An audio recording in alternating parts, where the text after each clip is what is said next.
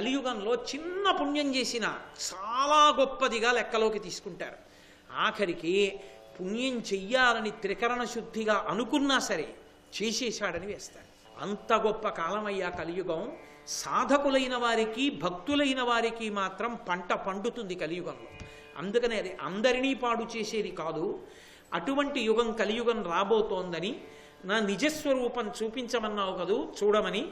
అతులితమై ద్వితీయ కనకద్రియుకో ఇది నా నిజాంగమూర్జితముగ పెంచి పుచ్చమున చేసి దిగంతములందుచున్న ఉన్నతు కపినాథు చూచి కురునందనుడప్పుడు నిమీలితక్షుడై మతి అతి విస్మితుండగుచు మారుతికిట్లనియన్ భయంబునన్. భయమన్న మాట తెలియనటువంటి భీమసేనుడు హనుమ యొక్క ఆ విరాట్ స్వరూపాన్ని, నిజస్వరూపాన్ని చూసి హడిలిపోయి భయపడిపోయి కన్నులు మూసుకున్నారు. ఎందుచేత అంటే ఆయన నిలబడితే ఆకాశాన్ని దాటిపోయి కాల్చిన పెనంలా ఎర్రటి కాంతులతో ముఖం ఉంది. ఆయన యొక్క తోక దిక్కుల యొక్క చివర్లకి వెళ్ళి తగులుతోంది. అంత పెద్ద స్వరూపంతో నిలబడ్డారు. భీమసేనుడంతటి వాడు భయపడిపోయి, అమ్మ బాబో ఈ రూపాన్ని నేను చూడలేను, మహానుభావ మీ రూపాన్ని ఉపసంహారం చేయండి, ఇంతకుముందు ఎలా కనపడ్డారో అలాగే కనపడండి అని అడిగారు. ఉపసంహారం చేసి, నాయనా నీకు చూపించినది నిజస్వరూపం కాదు, ఏదో కొద్దిగా చూపించాను అల్లపూసం, అసలు నా నిజస్వరూపానికి దీనికి పోలిక లేదు.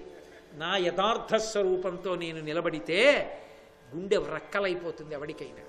అది అరివీర భయంకర స్వరూపం. కానీ పరమ భాగవతోత్తములైన వాళ్ళని అనుగ్రహించడానికి కోతి పిల్లంతా, పిల్లి పిల్లంతా కూడా కనపడుతుంటారు. అని ఇది అంత భయంకర స్వరూపం శత్రువులు కనపడితే రెండింతలై నిలబడుతుంది. అంతటి పరాక్రమం ఉన్నవాణ్ణి, అటువంటి జవసత్వాలు ఉన్నవాణ్ణి ఇప్పటికీ భీమసేన అని హస్తినాపురంలో ఆ ధృతరాష్ట్రుడు ఆ ధార్తరాష్ట్రుడు కలిసి మిమ్మల్ని ఇన్ని ఇబ్బందులు పెడుతున్నారని తెలిసింది. ఎందుకు ఉపేక్షిస్తారో ఎవ్వరక్కర్లేదు, నేను ఒక్కడనే వెళ్ళి పర్వత శిఖరాలు దొర్లిస్తాను హస్తినాపురం మీద, ఇక హస్తిన ఉండదు. ధార్తరాష్ట్రుల్ని, భీష్మ ద్రోణులని కూడా నిలిపేస్తాను, చంపేసి తీసుకెళ్ళి పట్టాభిషేకం చేస్తాను, హాయిగా వెళ్ళి రాజ్యం ఏలుకోండి అన్నాడు. మహానుభావ, మీరంతటి పౌరుష పరాక్రమాలు ఉన్నవారే. రామరావణ యుద్ధంలో, రామాయణంలో మీ ప్రతిభ ఏమిటో చూశాం. కానీ మేము ప్రతిజ్ఞలు చేసి ఉన్నాం కదూ యుద్ధం చేసి చంపుతామని, అందుకని మమ్మల్ని చేయనివ్వండి, మీరు అనుగ్రహించండి అన్నాడు భీమసేనుడు. తప్పకుండా నీకు ఒక వరం ఇస్తున్నాను, యుద్ధంలో ఎప్పుడైనా నన్ను స్మరిస్తే నీ దగ్గరికి వస్తాను. అంతేకాదు, కురుక్షేత్ర సంగ్రామంలో మీరందరూ ఎలా యుద్ధం చేస్తున్నారో నా కళ్ళతో చూడ్డానికి అర్జునుడి రథ పతాకాన్ని ఆవహించి ఉంటాను, ఉండి మీ అందరి యుద్ధాన్ని చూస్తుంటాను, మీ పక్షాన నిలబడతాను. చాలా వరం అన్నారు.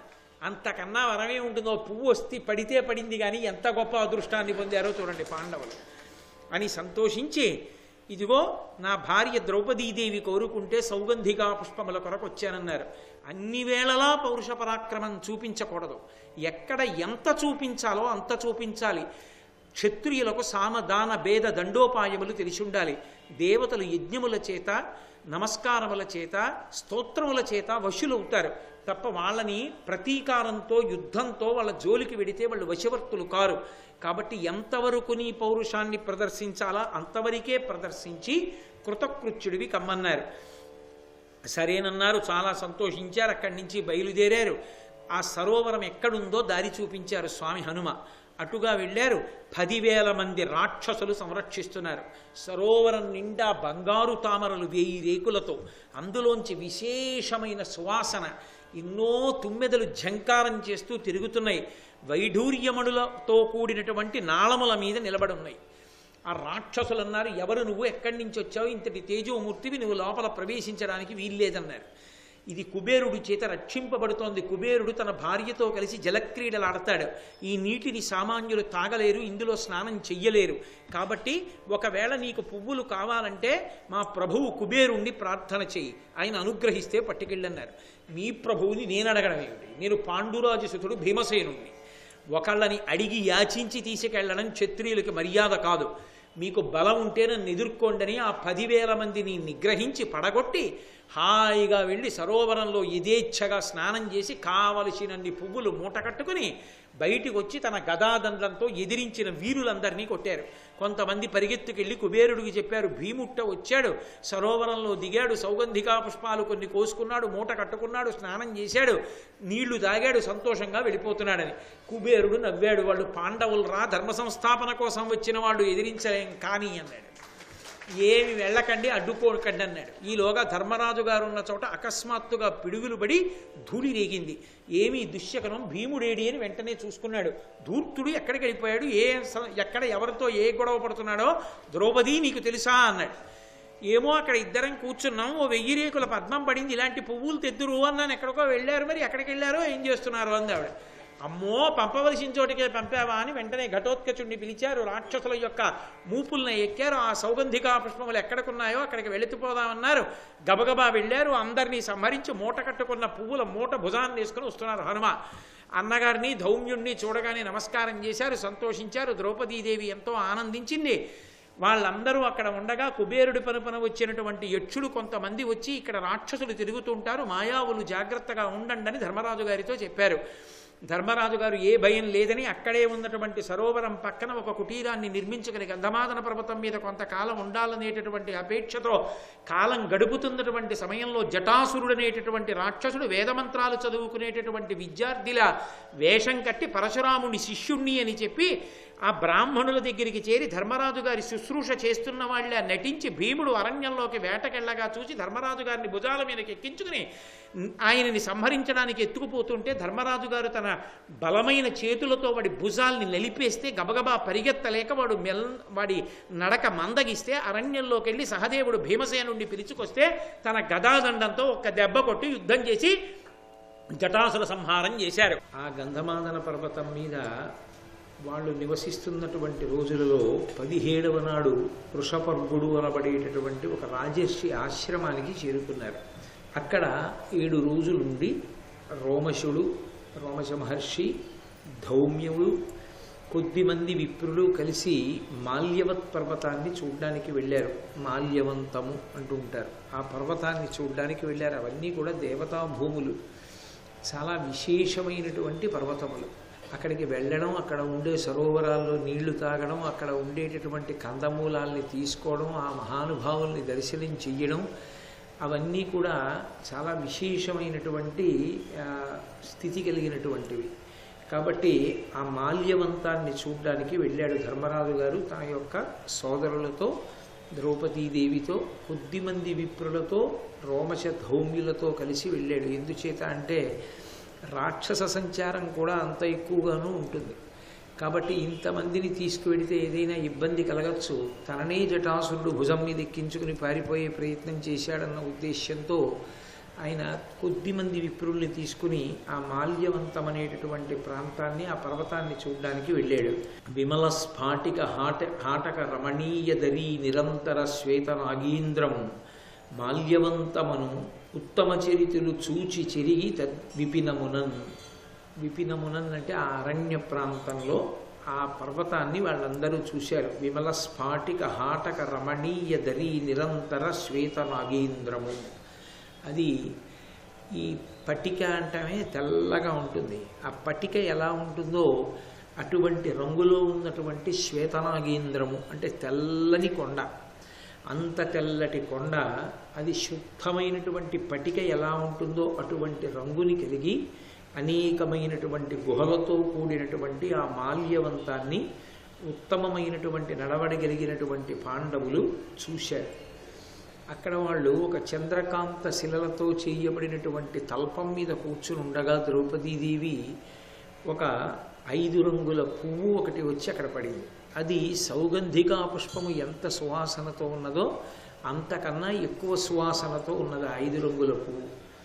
ఆ పువ్వుని చూసినటువంటి ద్రౌపదీదేవి పక్కన ఉన్నటువంటి భర్త భీమసేనుడితో అంది, నేను ఎన్నో పుష్పాలు చూశాను, సౌగంధికా పుష్పాలని కూడా మొన్న అనుభవించాను, కానీ ఈ పువ్వులతో సమానంగా సౌగంధికా పుష్పాలని చెప్పడం కూడా కుదరదు, అంత గొప్పగా ఉన్నాయి ఈ పుష్పాలు. కాబట్టి నువ్వు వెళ్ళి నాకు ఇటువంటి పువ్వులు కొన్ని తెచ్చిపెట్టవలసింది అని. వెంటనే ఆయన పరమోత్సాహవంతుడు, ఆయనకి అలాంటివి ఏమైనా అవకాశాలు చిక్కితే చాలని ఎదురు చూస్తుంటాడు. మొన్ననే కదా తెచ్చానంత గొడవైంది, మళ్ళీ ఇప్పుడు ఈ పువ్వులు ఎందుకని ఆయన అనలేదు. ఆయన వెంటనే ధర్మరాజు గారికి కూడా చెప్పడం, ఆయన ఉత్సాహం అటువంటిది. ఆయన గబగబా బయలుదేరి ఆ ఉత్తర దిక్కుగా ప్రయాణం చేసి ఆ పువ్వులు ఉండేటటువంటి ప్రదేశానికి వెడుతున్నాడు. వెడుతూ కుబేర భవనం దగ్గరికి చేరుకున్నాడు. ఆ కుబేరుని యొక్క భవనము ముందు ఎందరో ఆయనకి రక్షణ వహిస్తూ ఉంటారు. వాళ్ళందరినీ చూసి భీముడు ఒక పెద్ద శంఖనాదం చేశాడు. వాళ్ళు యుద్ధానికి వచ్చారు. ఆయనతో యుద్ధం జరిగింది. సహజం ఆ యుద్ధంలో భీమసేనుని యొక్క గదాదండము యొక్క ప్రహారముల చేత వాళ్ళందరూ మరణించారు. అప్పుడు ఆ కుబేరుని యొక్క మిత్రుడు మణిమంతుడు అనబడేటటువంటి వాడు భీముడితో యుద్ధానికి వచ్చి చాలా గొప్పగా యుద్ధం చేసి చిట్ట చివరికి భీముడి చేతిలో ఉండేటటువంటి గదాదండం యొక్క దెబ్బలకి పడిపోయి శరీరాన్ని విడిచిపెట్టేశాడు. దాంతో భీముడు వచ్చాడని, ఆ మణిమంతుడనేటటువంటి వాడిని సంహరించాడని అంతఃపురంలో ఉన్నటువంటి కుబేరుడికి తెలిసింది. విచిత్రం ఏమిటంటే ఆయన చాలా సంతోషించాడు. భీముడు వచ్చాడు, మణిమంతుడు మరణించాడని. ఇంత మిత్రుడు మణిమంతుడు మరణిస్తే అంత ఉదాసీనంగా ఎందుకున్నాడు అని మనకు అనిపిస్తుంది. ఇంతలో భీముడు కనపడలేదు అన్న ఆందోళనతో ధర్మరాజు గారు ద్రౌపదీదేవిని అడిగారు, భీముడికి ఏమైనా పని చెప్పావా, ఎక్కడికి వెళ్ళాడని. ఇదిగో అప్పుడు సౌగంధికా పుష్పం పడ్డట్టే ఇప్పుడు 5 రంగుల పువ్వు పడింది, ఆ పువ్వు లాంటి పువ్వులు తెచ్చిపెట్టమన్నాను. ఆయన ఉత్తర దిక్కుగా వెళ్ళాడని. మళ్ళీ ప్రమాదం ముంచుకొచ్చింది, ఎవరితో యుద్ధం చేస్తున్నాడోనని మళ్ళీ గబగబా బయలుదేరి ఆ ప్రాంతానికి చేరుకుని చూసేటప్పటికీ అనేక మృత దేహముల మధ్యలో భీమసేనుడు నిలబడి ఉన్నాడు. యథాప్రకారం అన్నగారిని, ధౌమ్యుణ్ణి, రోమశ మహర్షిని చూసి నమస్కారం చేశాడు. చాలా సంతోషించారు. పాండవులు అక్కడికి వచ్చారు అన్న వార్త తెలుసుకున్నటువంటి ఆ కుబేరుడు వెంటనే బయలుదేరి ఆ పాండవుల సమక్షానికి వచ్చాడు. వెంటనే పాండవులందరూ కుబేరుడికి నమస్కారం చేశారు. ఎందుచేత ఆయన దిక్పాలకుల్లో ఒకడు కనుక ఆయనకి నమస్కరించారు. ఆయన అన్నాడు, ఈ మణిమంతుడు అనేటటువంటి వాడు నాకు అత్యంత సన్నిహితుడు, మిత్రుడు.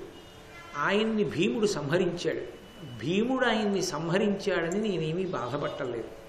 కాబట్టి ధర్మరాజా, నువ్వు ఆ విషయంలో నీ మనసులో అన్యదా భావించక్కర్లేదు. అయ్యో, కుబేరుడు యొక్క మిత్రుడు కదా మణిమంతుడు, ఆయన్ని సంహరించాడు భీమసేనుడు, కాబట్టి కుబేరుడు మనసు కష్టపెట్టుకుంటాడేమో అని నువ్వు భావన చెయ్యవద్దు. ఎందుచేత అంటే ఒకప్పుడు కుశావతి అనబడేటటువంటి నదీ తీరంలో ఒక గొప్ప సత్రయాగం జరుగుతోంది.